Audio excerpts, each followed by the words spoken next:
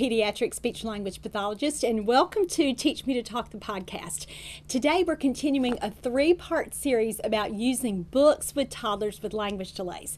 Now, when a kid likes books, it's not hard for parents to figure out how to use that book to teach language. But when there are issues that can come up, like we see often with our little friends with developmental delays, or even those who are just like talkers, parents sometimes need more specific tips and strategies to make teaching language more effective when they're using books. Now, we as therapists can also combine these goals with our early literacy goals, and that's what we're going to be talking about in this three-part series. Now, the first part of the series we've already done. It was show number 415, and we talked about strategies to use for babies and toddlers in that 6 to 18 month developmental range. Now, for those of you who are parents, let's talk about the difference between developmental and chronological. And we did this in the last show. And not to be too repetitive, but it's a really, really important point. When you have a kid who's not talking yet, even if he's 3, expressively, he's still down there in that 12 months, sometimes even a little bit lower than that, in that 12-month developmental range expressively, because he's not yet imitating or using a few single words. So when we think about kids and we think about pairing our strategies with where they are, it always helps to think about the developmental strategies or the strategies pairing with the developmental age rather than the chronological age. And that's why sometimes with parents, they'll read tips from blogs on the internet or just from maybe a magazine or just an app, and then it doesn't work for their kids, and they always try to kind of think about, well, that's just an individualistic difference, and sometimes it is, but sometimes it's because they're not meeting the child where they are in the correct developmental stage. And so we as professionals have to really over-explain that sometimes to parents before they really get it. They understand that their child is delayed or that there's something more serious like a disorder, but they really don't understand that we have to adjust the things that we do so that we can make language learning the most effective and use the strategies and tips and tricks to be the most effective that we can be. All right, so last show we talked about kids in that 6 to 12 month and 12 to 18 month developmental range, and today we're going to pick back up with that with 18 months to 36 months. But before we get to that, let's review the 4 goals that we talked about last time, because all of these things are sequential, like all other developmental milestones. If you don't get what comes first, you're very unlikely to get what comes next. So the strategies that we're going to talk about today in today's course are effective for kids who can already show awareness of books or enjoy books. So if you see a kid who just altogether rejects books, some of the things that we're talking about today may not be where you need to begin. Go back and listen to show 415 for those tips that'll make that more effective for you. The second thing that they need to already be doing is pointing for awareness. So meaning that they're just looking at the book with you and just pointing at the pictures as if to direct your attention to that, or to say, look, not necessarily on request like we're going to talk about in a goal coming up, but just that they're starting to point. The next goal is that they're copying actions. And why is this important? It means that they can imitate.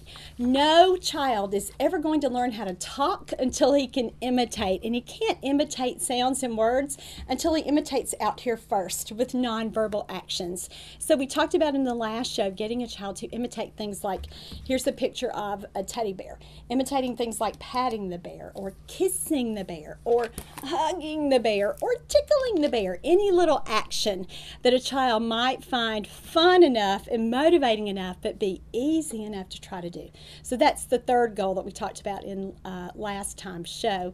And then the fourth goal, we started talking about pointing to pictures on request, meaning that you say, when you're showing a child a book like this, where's the bear? And he can accurately identify the bear. So we started talking about last week the strategies that make that most effective. And so we're going to pick back up here with that today. And another reason we're picking up with that is because there's so much variability on our standardized assessments with when children should be completing that skill. Sometimes some assessments have that as early as 12 to 15 months, and some assessments don't have it until closer to 24 months. But regardless, somewhere between that first and second second birthday is when children should start pointing to familiar objects on request. And it's a really, really important goal. It's how we assess nearly everything with children, from cognition to receptive language. And so we want to be sure that children are able to do that. And we know that our little friends with language delays and disorders really struggle when it comes to learning to do something like that, not only because of the obvious things, the receptive language ability, but also because of things like attention and things, again, like we talked about, the pointing for children who have motor differences as well. So I'm going to share with you the strategies that I've learned that have been most effective for me in my career as a speech language pathologist, but more importantly than that, the things that I've taught parents and other therapists to do. And if you are a professional, a speech language pathologist like me, or a teacher or a parent, you can certainly glean from these strategies and then be able to teach them to other people. Now, as a parent, you might be thinking, I'm not ever going to teach my therapist anything she doesn't already know. You couldn't be further from the truth with that, because so many things that I've learned during my career, I've actually learned from parents, and then lo and behold, you go back and you remember that you were supposed to already know that, or you read a piece of research or consume an article or somehow remind yourself of the theory that supports why that strategy worked. And so certainly, even as a parent, you can use these and teach other professionals that you encounter who work with you and your child these strategies as well. All right, so one other thing that we want to talk about for the strategies in this show, we're looking at kids in that 18-month to 36-month developmental range. And we talked about this before. That's where our brand new talkers are. And this also is so applicable to children, again, who are 3 or 4, maybe even 5, who also have receptive language delays, in addition to delays in how they talk or how they express themselves. So these strategies are going to be super effective for a wide variety of children. However, we're going to really be concentrating on the first part of this developmental phase. Now, next show, to finish up this little 3-part series, we'll talk about some really fun ideas for the last part of this phase. But today we're really going to be focusing on that, say, 18-month to about 24, 27, 30-month range. Okay, so let's begin with a review of the literacy milestones that accompany this developmental phase. And remember, like we talked about last time, our literacy milestones are so dependent on our language milestones. So that's why so many of our little guys with language delays and disorders will really also struggle with literacy, because literacy is language-based, just in its written form. And so that's why it's so important to really think about this and how we can build these literacy skills in, particularly, well, we can do it 2 ways. We can make sure that we're doing it with children who love books, but who are struggling with their language skills, and the books kind of give us that way in, which we're going to talk about a lot in next course, in number 417. But in this show, we're talking a lot about, like we did last show, a lot about kids who really don't like books, and for whom when they look at books now, it's mainly just a visual experience for them. They may self-stim a little bit, which is one of the common problems that we talked about in last show. And if you're working with a child that you're having difficulty with that, or you just want some more information about that, go back and listen to the last show. So again, this show is important because we're pairing the literacy milestones with the language milestones. So let's just go ahead and take a look at what these literacy milestones are. Now, if you are a therapist, I strongly encourage you to purchase the CE credit for this course. If you are listening via your podcast app, go back and get credit for this course so that you can get the great handout that accompanies this. And so your literacy milestones are going to be right there for you. And you can talk about this with parents and with other professionals as you're sharing this information, and can share the handout with them. And let me just say a plug for this. If you're working in an early intervention program and you've been doing teletherapy for 1.5 years, and you may need some new resources. So this may be something to kind of jumpstart your therapy for this upcoming school year. Even if you're working in a year-round schedule, you may be thinking, oh, I just need some new things to do and new things to focus on and new things to give my returning parents. We've already done all the things that maybe I do as kind of part of my standard practice. So this may be something that can really give you a bump and give you something else to look at in a new direction for the next couple of weeks or months. All right, so what are the milestones for early literacy skills? First of all, is that children name familiar pictures. So by the time children are 18 months, when we look at a typically developing toddler, his vocabulary usually is right around that 50-word mark. And remember, we're saying typically developing. And if you're a parent of a child with a language delay who's older than 18 months, that may really give you a punch in the gut when you start to hear those kinds of milestones, because you already know that your child is behind. And again, we're not talking about this to really kind of emphasize that any more than it has to be, other than just to know kind of what children are doing typically. And for therapists, we often lose touch of where typically developing children are performing and what they're learning to do. And this period of development, 18 to 36 months, is where children usually experience their language explosion. And so they may have 50 words at the beginning of this, and then by the time a typically developing child is 24 months, he has 200 to 300 words in his expressive vocabulary. So that's quite a growth spurt there in that 6 months. And then language learning continues at an even more rapid pace between 24 months and 36 months, because then children who are typically developing have about 1,000-word vocabulary by the time they turn 3. So it's just a huge important part of a child's development here at this phase. And again, when a child has a language delay, it puts him at a real disadvantage. And not only, again, as we talked about for his language learning skills and in that language domain, but we've already talked about how it certainly impacts cognitive skills when we start looking at this literacy stuff. And actually, the cognitive skills are what really create the language delay in the first place. And so, again, they're so interrelated. So that's why we want to talk about these. The second big milestone here is point to identified named objects. And as SLPs, we probably would have put that indicator first, right? Because we know that children have to understand words before they use words expressively. And so there's the big receptive language indicator. And again, for a lot of parents, this is where they don't really understand this piece, and they don't really, when they start with books, with using books with their child, they're going to naturally say things like, what's this? What's that? Tell me this. And they don't really know that we should start with receptively, with asking things like, where are the shoes? Show me the shoes. And again, that's the kind of thing that we're going to talk about as we move through the strategies in this show. The next literacy milestone is use pointing to identify. Oh, we already did that one. The third one is matching objects to pictures, that we're going to talk about a lot.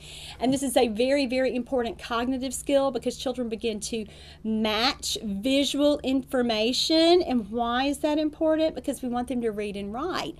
And so when we have kids that can't do these first little rungs in that kind of skill set development, we know that they're going to be at a disadvantage. And so again, that's why all of these skills really layer upon each other, and that's how we need to make parents aware of this, and why it's important that we would work on these kinds of things.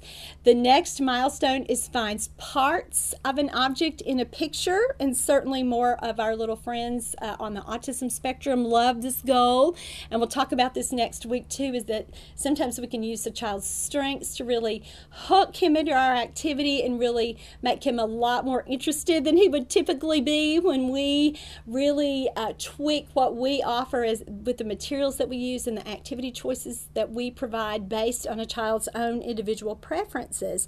But this is one that really finding parts of an object, it's certainly something that we can work on in this period as well, and it helps direct attention to our activity or our book that we're working on. The next one is that a child pretends to read books. And what's he doing there? He's really imitating behavior of adults that he's interacted with. So if his mom reads to him every night, it's just really natural that he's going to start to want to pretend like he's reading too. And he may not get the words. He may not get any of the words.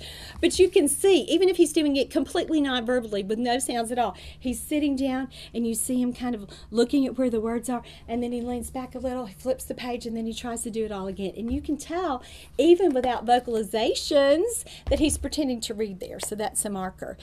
Certainly kids here will also begin to finish sentences in books that they know well. And we as pediatric SLPs refer to this as verbal routines. And it is a wonderful language learning strategy that we're going to talk a lot about in this show.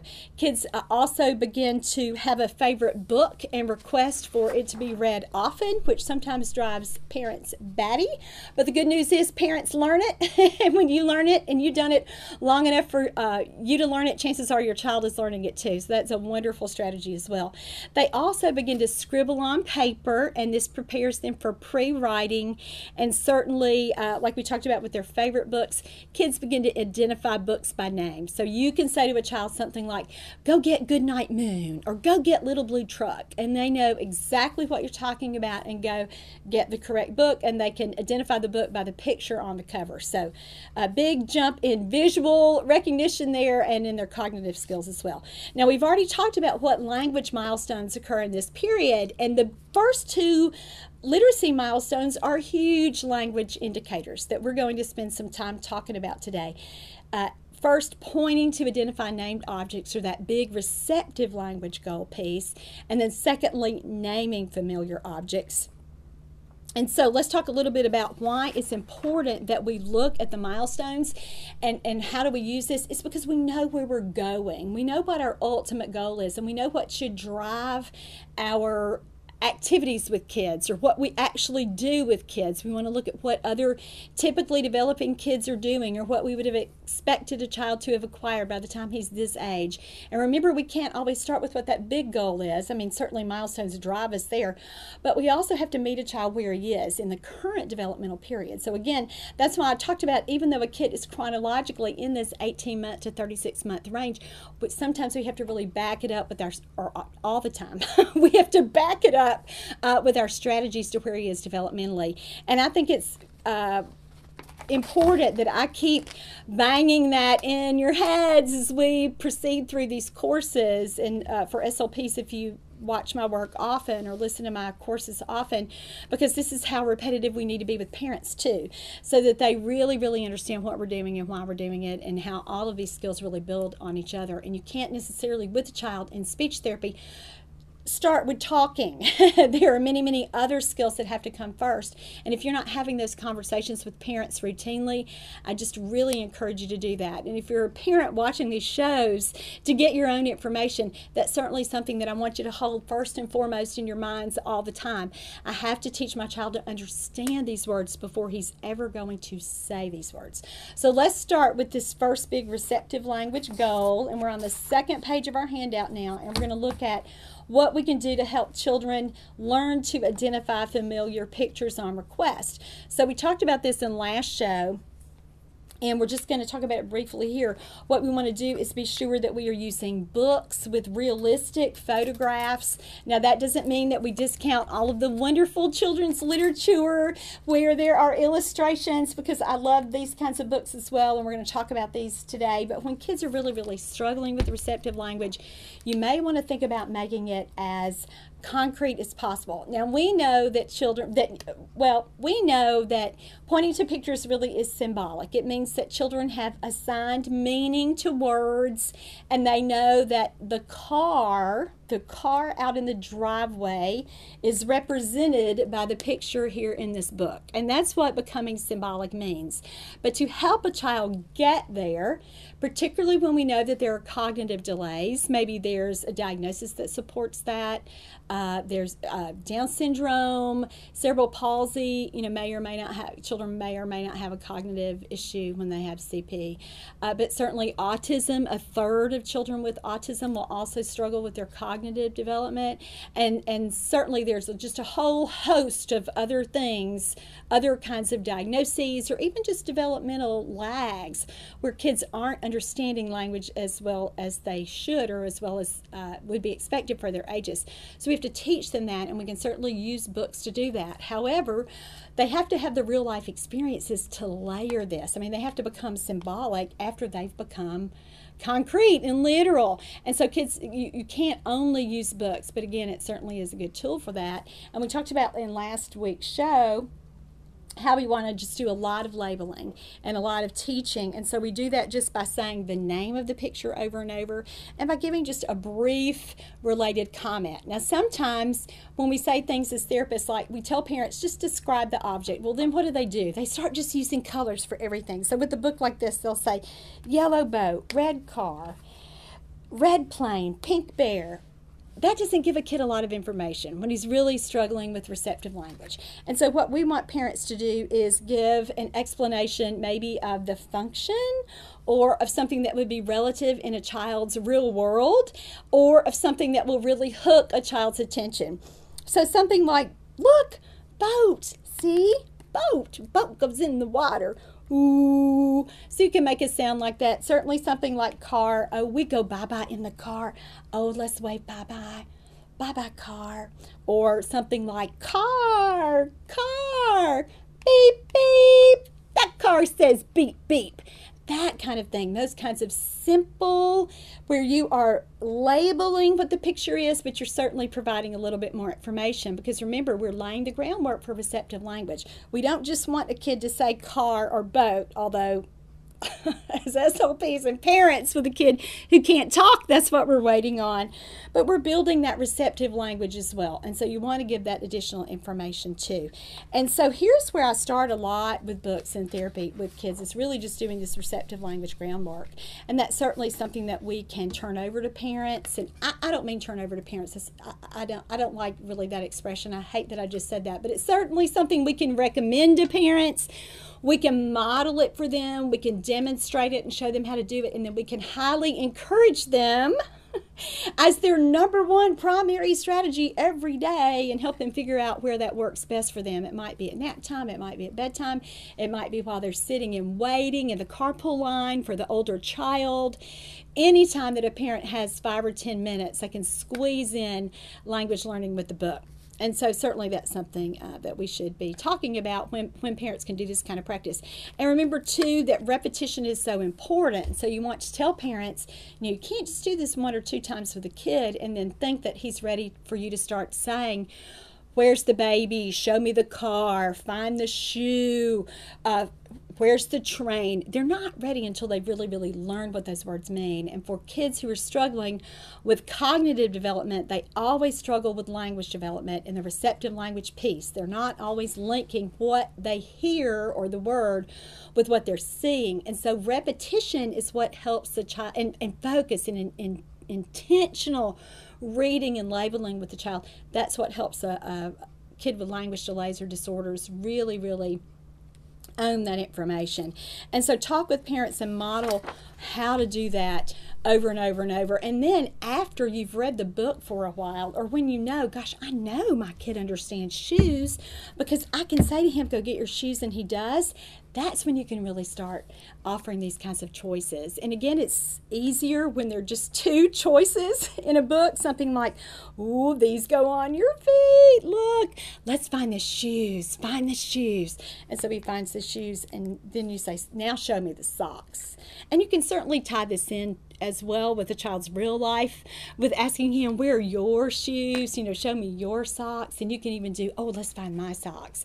And again, you've really extended that information, and you've helped him relate this symbolism here to what's really going on in his real life. And what else can we do here with kids who can't sit for this? You may be saying, Laura, that's great, but I'm seeing this kid who just is not into books. He's just all over the room the whole time. What am I going to do about that? So what am I going to do about that? Well, for those kids, you have to move first. And so if you've listened to me talk about this before, you'll know that I call this my move, sit treatment philosophy. And I think it's so important for kids who are younger than 3 or maybe 5, but certainly for kids who are sensory seekers and who typically are busy anyway. And some of those kids, you think, I'm just going to tie him down, I'm going to put him in the high chair, and we're going to use this book. That's not really the most effective thing to do.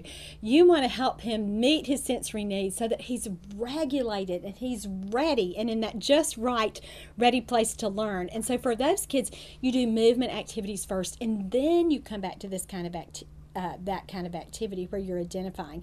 Another troubleshooting tip here is to do just the one more rule, meaning that if you have a kid that can only do a couple of pictures with you in a book, next time you just want to try to get 1 more. So if he did 2 pages today, next time you want to get 3 pages, and then if he did 3 pages that time, next time you want to try to get 4.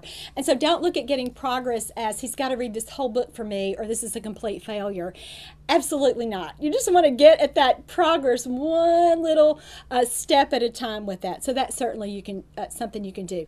Another thing here that we've already talked about, but that I want to make sure that you really, really understand how important it is as an adult, you can really create excitement and interest for a toddler with using books just by using your own voice and just by using your own facial expressions. And so you can't really phone this in when you're reading to a child, especially when you don't really have a story to read. And so you're going to have to be animated and, as I said before, read with heightened affect. So this would be something like pointing to the flower and going, let's smell this flower. This smells so good. And can you see how that would hook a child's attention rather than just reading flower? Look, pink flower. See? That's a flower. Can you see how that's not going to be as exciting and won't hold a child's attention like it would be if you were really, really into it? So those are some strategies for you to use too. Another strategy here that's going to be important that we'll talk about really with the next goal is using props. So using objects along with your books. And again, we're going to talk about that in the next goal and in next week's show. So if you have a guy who's really, really, like I said before, busy, or who always has to be doing something with his hands, using a prop that's related to the book can certainly increase a child's attention with that. All right, so let me show you some examples for goal number 1 that we talked about with identifying familiar pictures in books. And we want to talk about, too, how we can increase this complexity. It's much easier, just a 50% chance of a child getting the answer right when he's using this kind of book at the beginning, but we want to be sure that we're bumping him up and making sure that his skills increase as he learns more. And so we start out with the really simple books. I love Roger Pretty books. I talk about them all the time because they're just simple photographs. Sometimes the vocabulary in the books isn't exactly it doesn't make like a familiar word list, like the word coin for a baby. And so if I were reading this, I would say money or something that I think might be more relative, but you'll just have to use your own judgment with that. And again, sometimes you may not even want to emphasize what the word is. Bread, I would just be doing something like, or something, oh, we like bread. Something that makes it, more enticing for that child. So that's the first kind of book, those really simple photograph books. Then we want to bump it up and make it a little bit harder. So you might still have a photograph book, but you're going to have more options on a page so that you're asking a child, after you've read through the book a few times. And actually for this kind of book with a child, I would use this when I was pretty certain that a child knew and was already identifying other kinds of familiar pictures in simpler books. So for this kind of book, we're going to bump it up a little bit and say, oh, where's the cat? Find that kitty cat. Where's that kitty cat? And have a child really pick this out. Now, if you can't do it from here with a choice of 6, you know that you can always cover the other options, however you're going to do it when you're reading with the child. I probably wouldn't use paper because then I think the kid might be more interested in the paper than the book. But here you want to do anything that you can, again, to make it simpler if a child is really struggling because your set size is too large. So you can certainly use books like this as well.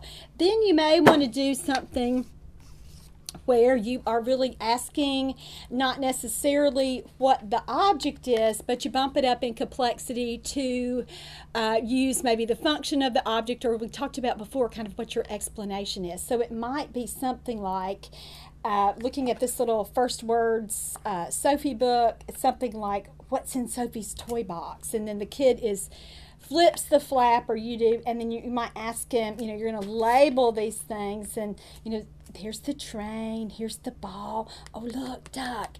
And then you'll ask a question like, which one says whoop whoop, or who says quack quack, or that kind of thing. Or what do you like to play with mommy? Which one do you play?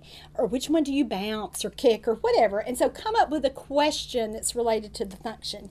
Now, you probably saw my sticky note here, so I could remind myself of what to say. And that's what we need to do with parents too.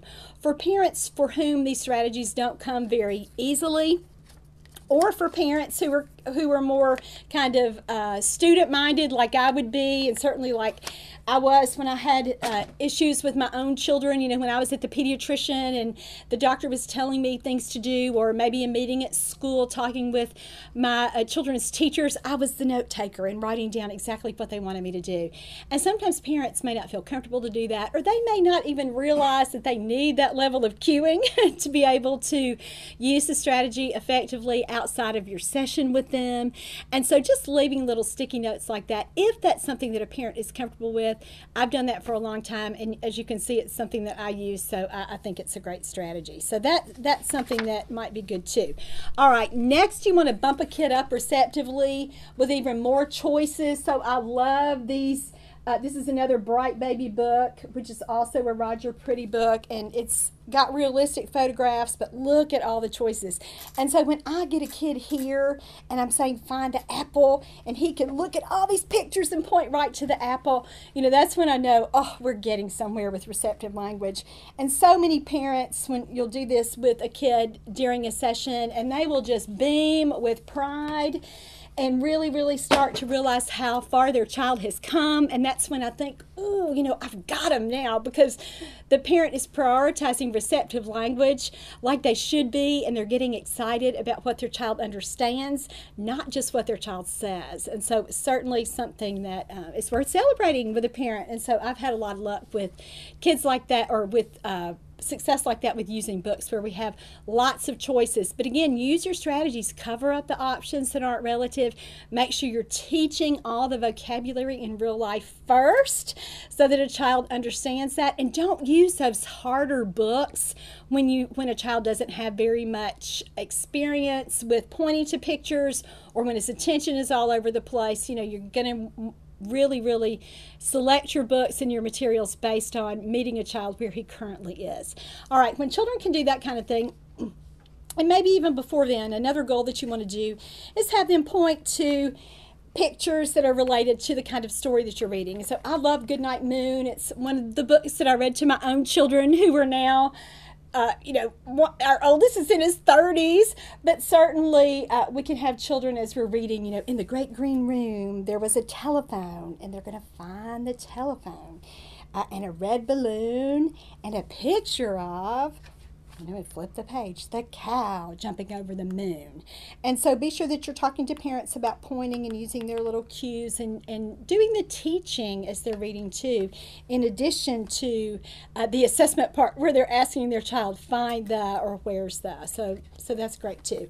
I wanted to show you one more little book here in the receptive language section. And this is, I don't usually like sound books, because I think kids can hyper-focus on that and go into their little self-stems, and it's sometimes too hard to bring their attention back to me. But I like this sound book, and I'll have all the books that I'm using as demo here posted in a link below. So just look there for, I think it says something like list of the books that I used in the course, or the books that I used for demo, and you can get the specific links, and there are Amazon links there as well, just for your convenience. But this book is actually evidence-based practice, because the words in this book were chosen from the monumental 2012 study at Bryn Mawr that listed the 25 words that all 2-year-olds should know. And so I like that book because of this, and that's certainly something that after I use this kind of book with parents, we sit and sort of talk about the vocabulary, and if their child knows that word or doesn't know that word, and what we can do to help them learn that word. And that becomes one of our short-term goals. And so certainly with a sound book, you can use it to bring a child's attention to the book. If he's not wanted to do books, this is certainly a hook that you can use. And I like this one too, because it's there's some directions for parents here with something to direct what they could say, so a little bit of scripting there as well.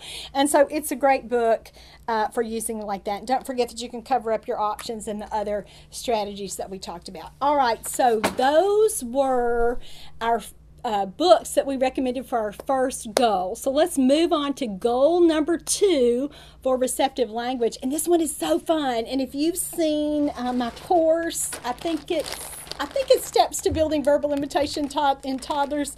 But it might be early speech language development that I use this same book and these same toys, and that's what's so effective about this as an SLP. You can make these little kits for yourself, and they will last for years and years and years. And so if you are looking at this and you're a new therapist and you're saying, oh, I don't know if I can pull together these toys, or as a parent you're thinking, I don't know if I want to dig through the toy box to get all this pulled together, it will be worth it for you because you can use this little kit over and over and over. So for this goal, what are we doing? We're helping children become more symbolic. So we are matching pictures to objects. So what I've done for this kind of goal is just get a pretty simple book, and you don't have to use a picture book. You could use another kind of book that you liked, or another kind of book that you could find some matching objects. But here I haven't matched every toy because that's a little obsessive even for me, but you can match say 1 or 2 pages per book. And then as you're reading, this is the best way that I've found to do this. You're going to read with the child. You've got the book, and set out 3 or 4 little objects. I don't know if you can see this low in the shot, but I'm going to be putting the objects, really right on top of my paper here.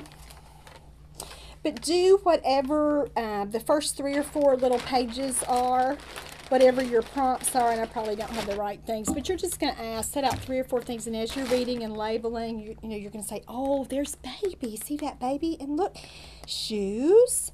Oh, tomato. We eat tomatoes. There's, oh, look, raspberries. And wow, there's a fire truck.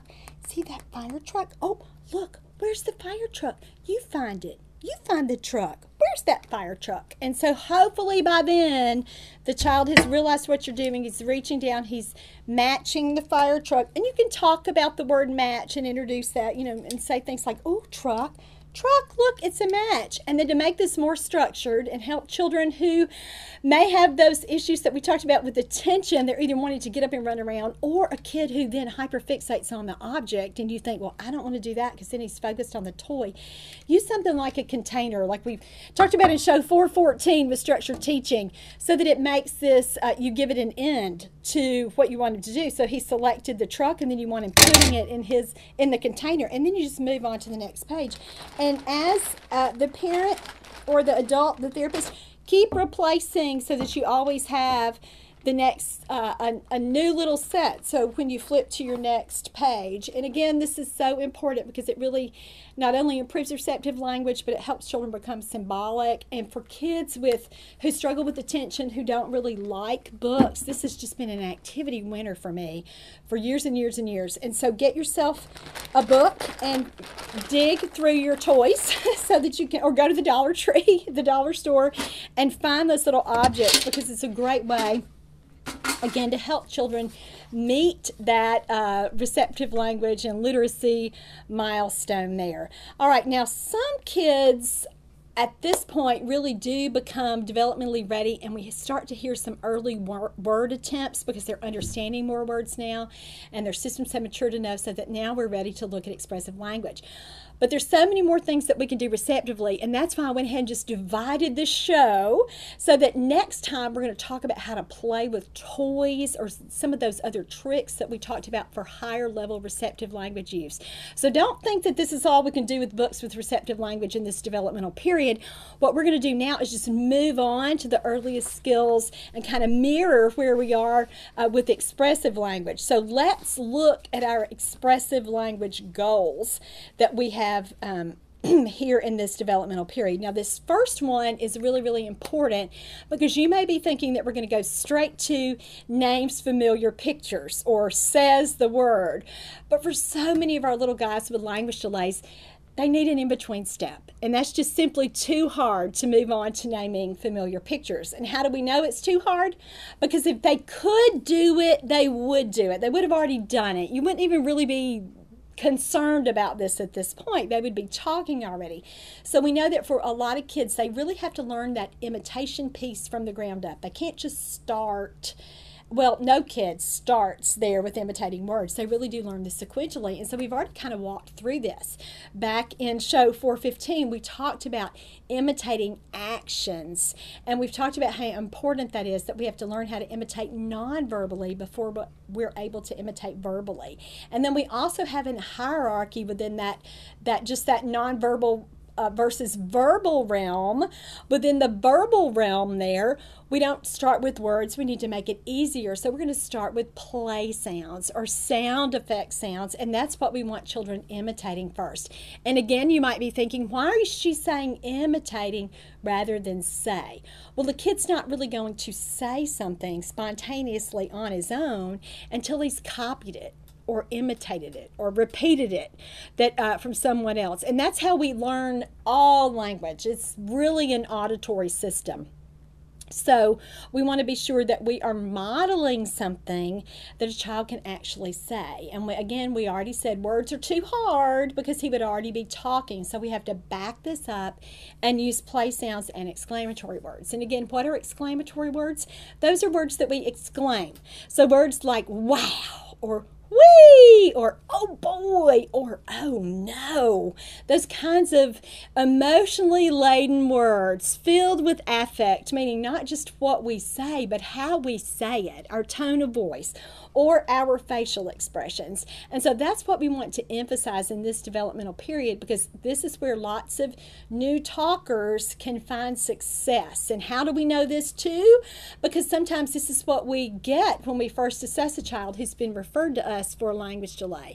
We'll say to a parent, how many words does the child know? And she may say, well, he doesn't really know words, but do sounds count? He can bark like a dog. He can make a sound like a car. Sometimes he tries to do like a hiccup sound as a joke. And so, see, you've heard something and you've learned something about that child. He can't do single words yet, but he can do easier, earlier vocalization. So we need to meet that kid where he is and start with those kinds of things. So that's what we do with the books.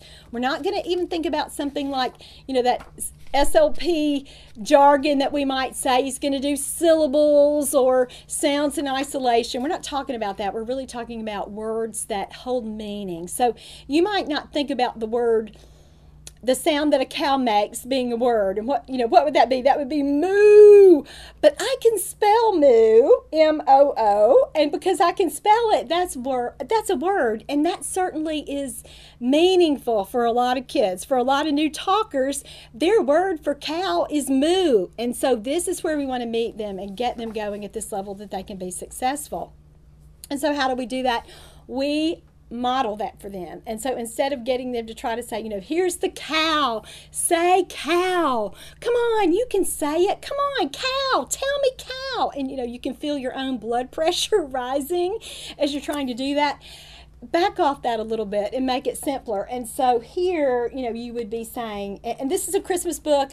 I don't know what happened to the Little Blue Truck book that I used for last week's show, but I have the Christmas version today.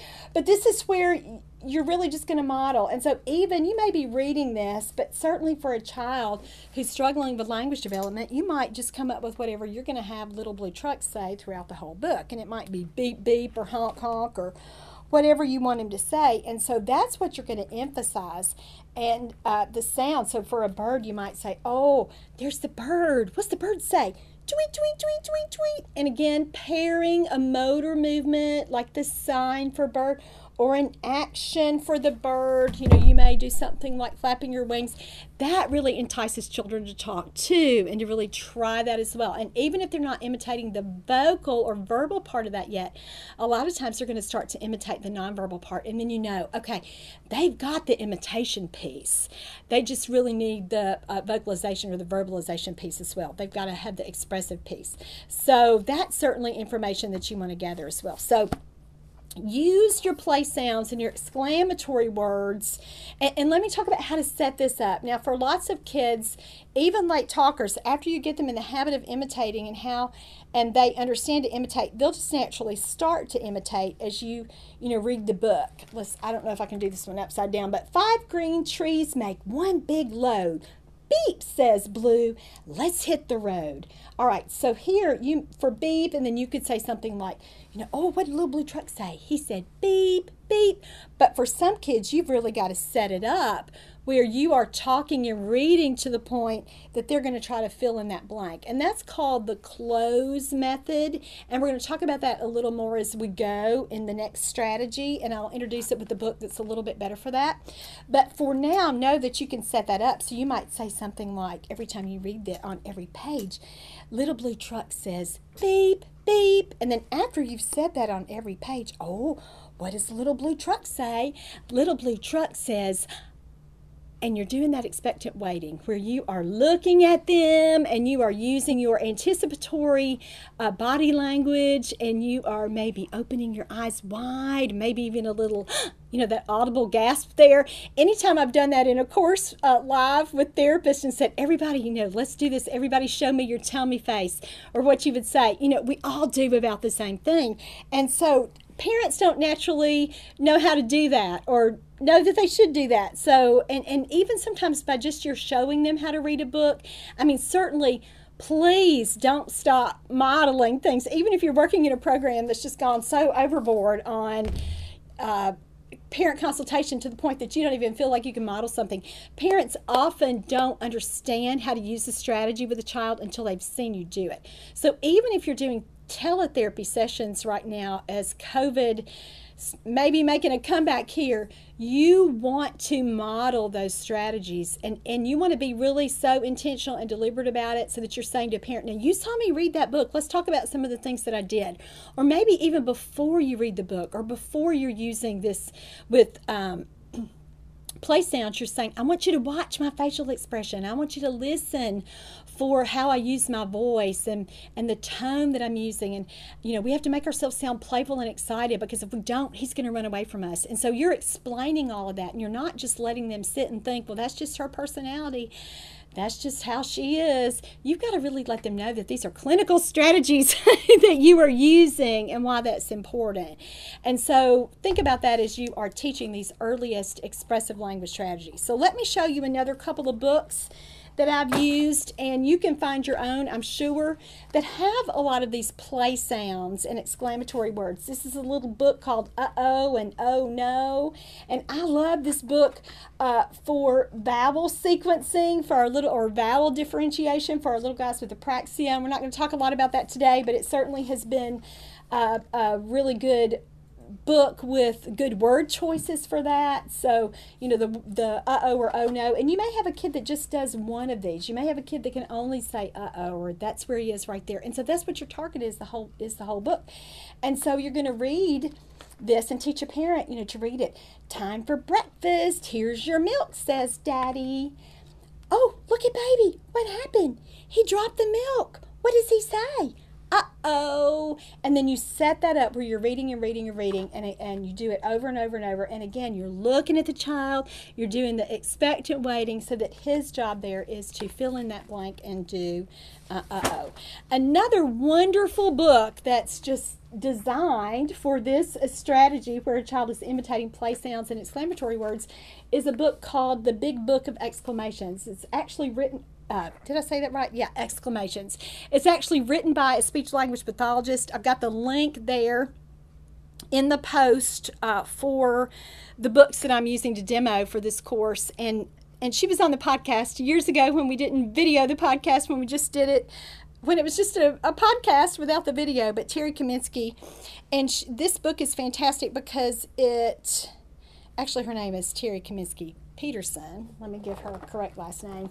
There's a script here with what you can read and what parents can say. Now, this book is paper pages, and sometimes, if you've heard me talk about books before, I get a little crazy if a kid tears my paper pages.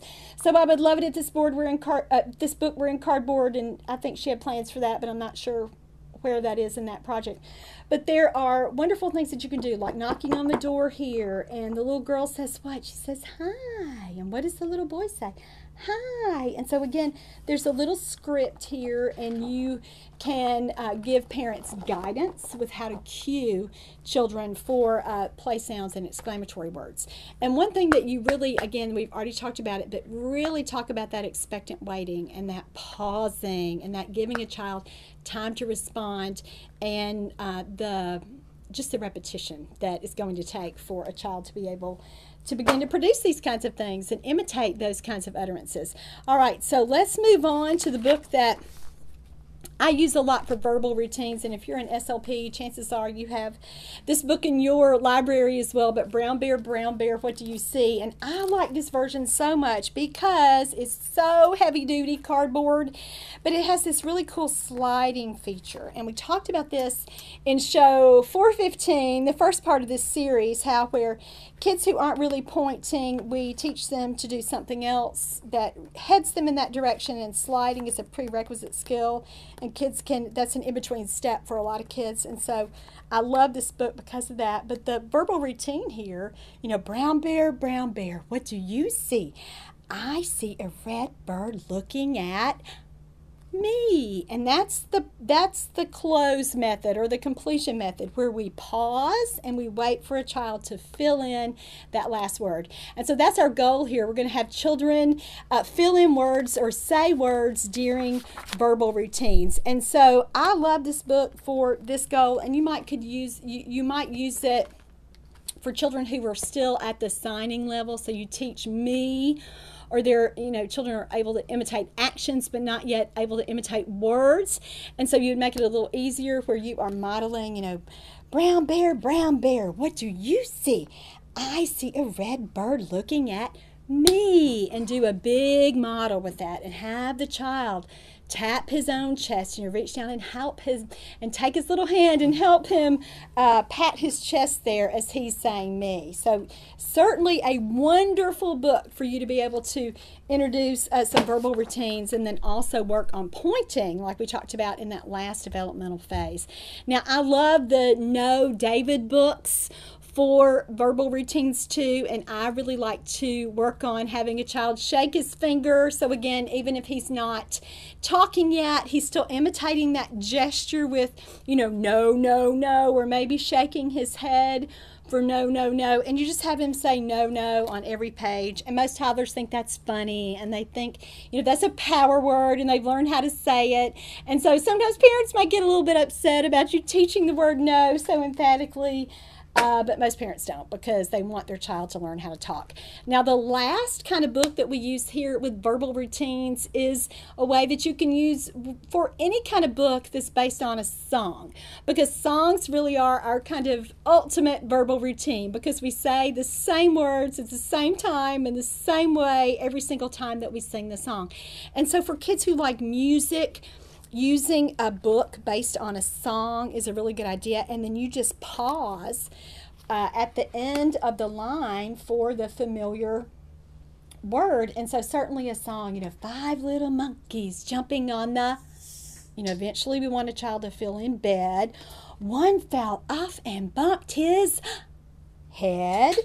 Mama called the doctor, and the doctor said, no more monkeys jumping on the bed. And you're really modeling that. And again, you can get your head going, or your bossy finger shaking going, anything here where the child's going to fill that in, going to complete that action or gesture, and eventually that word with you. And so these are really good books to use for that kind of strategy. All right, so let's move on then to our last couple of goals here in this developmental range. And this is, we're finally to the point that a kid will imitate familiar words or name familiar pictures. And so when it's hard for kids to name pictures, when you've done the verbal routines, you've worked them up, you've done your place nouns and exclamatory words, and then you've worked them up to verbal routines, and you still have difficulty, then you know that you're going to have to modify what you're doing a little bit. And so you take your success that we've already learned in these last couple of strategies, and you move it on to using words. So here, if a child has loved verbal routines, when you've done your songs and you've done your other books like that, you just start making everything a verbal routine. And so I think about this as giving kids a running start or a head start or something to kind of get them going. And you might think about it as an SLP as using a carrier phrase, but you as the adult are using the phrase, and the kid is just going to complete it. So again, it's kind of that hybrid with that completion method.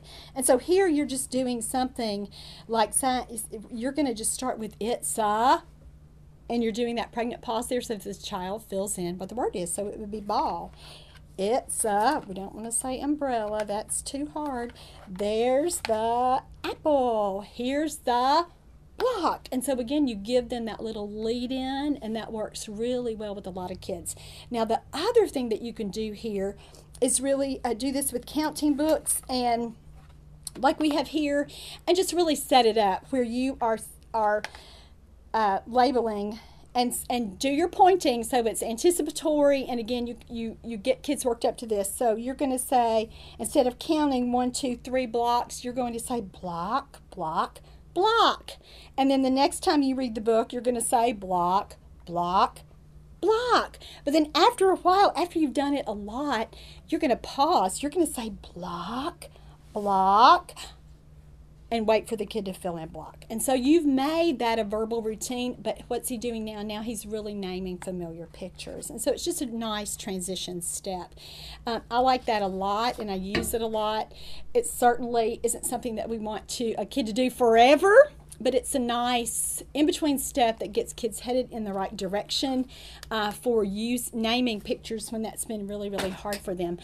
Another strategy here is just to use the same word for the whole book. And so this is a book that I've had for a long time. It's an Usborne publishing book. And so what we're doing here is we're finding the duck on every page. And you can see how long I've owned this book. The pages were stuck together. We must have gotten bubbles on them the last time I played, and the pictures are stuck. But you're going to talk about, here's the duck. Let's find the duck on every page. Will you help me? Here's the, and again, the child says duck.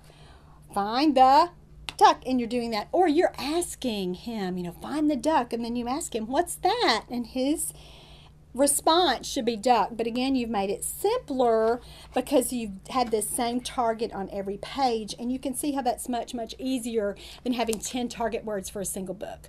So for lots of our little guys, especially those with markers for apraxia, that's a really, really great strategy to use there. All right, our last goal that we're going to talk about in this phase is imitating phrases during verbal routines. Now let's talk about with typical development. When do phrases come in? They usually come in at about 18 months, but the most important marker there is not when they come in, it's the child's vocabulary size. So we know that children begin to combine words on their own without help from a speech therapist or a mom or dad when their vocabulary reaches about that 50-word mark. Now, some SLPs will say 35 words, and I think, okay, that's for typically developing kids. When they get about 35 words in their vocabulary and they're typically developing, maybe they start to combine them. But if you've worked for more than a couple of months, that kids who are language delayed actually have to have closer to that 50-word mark or more before they begin to spontaneously or on their own self-generate phrases. And so a nice in-between step when that's not happening is to use holistic phrases. And that's where kids learn the phrases one entire word. Now, when this happens as an SLP, we have to be really careful not to give a child credit for using phrases. So if you have a kid that only says things like, I got it, I did it, where'd it go, what's that, those kinds of things, those are holistic phrases. He thinks that's one long word in his mind. And so we have to separate that and differentiate that. But we know that strategy will probably help a kid get there because he's practicing the sequencing. He's getting the ability to get the syllables to sound the same every time he says it, and hopefully he's matching meaning so that he doesn't say, I got it, when he really means, where'd it go, or what's that, so that he matches the right holistic phrase to the right context. But this is something that we have to work on with a lot of kids too, who just aren't getting there. They've got single words, the single words are coming in. We would never work on these holistic phrases until a child is establishing his single word vocabulary, and that's moving on. But when kids need that in-between bump, and I don't have perfect books to show you this today, but I do want to show you that you can kind of do this with any book that you're looking at. And let's see, a little flat book would be great with this, because you've got kind of a setup with, you're going to ask, where are you, or where did it go, or again, one of those little holistic phrases. And I'll try to write some of those there on, or put it on the handout to make sure that you've got some examples. I don't think that's on there, and I think this would be great for you.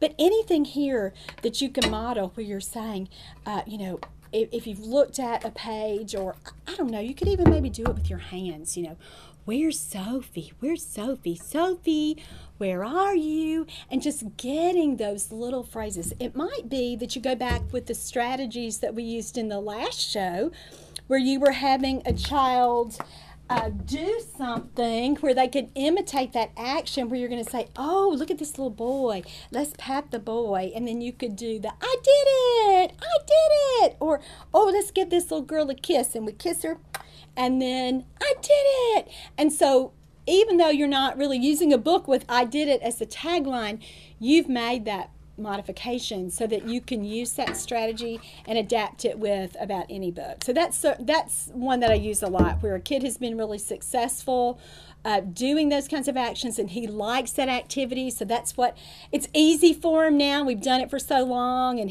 again, it's something he's kind of into.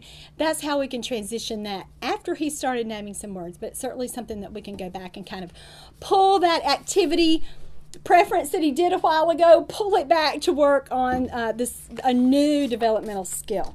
So imitating holistic phrases is a ton of fun. You can do it very well with toys, but we certainly can work that in for books, especially when a kid loves books, and we know that that's going to be a winner for him. All right, so that's all for today. We've talked about how we can make books better for kids at the beginning of that 18 to 36 month developmental range. I'd encourage you to go get the handout for this show. You can find it on YouTube. Here, if you watched the video there, scroll down to the post below, and it'll say, link to CE credit, and you'll also get a list of the books that I used for demo with those Amazon links if you're interested in that.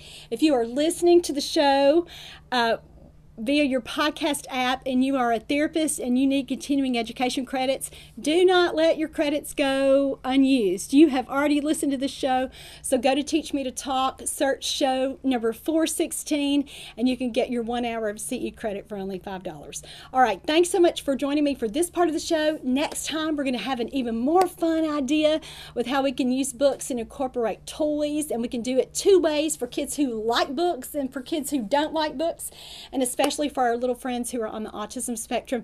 So I hope you'll join me for that show as well. All right, that's really it. I'm Laura Mize, speech language pathologist, and thank you so much for joining me for Teach Me to Talk's podcast.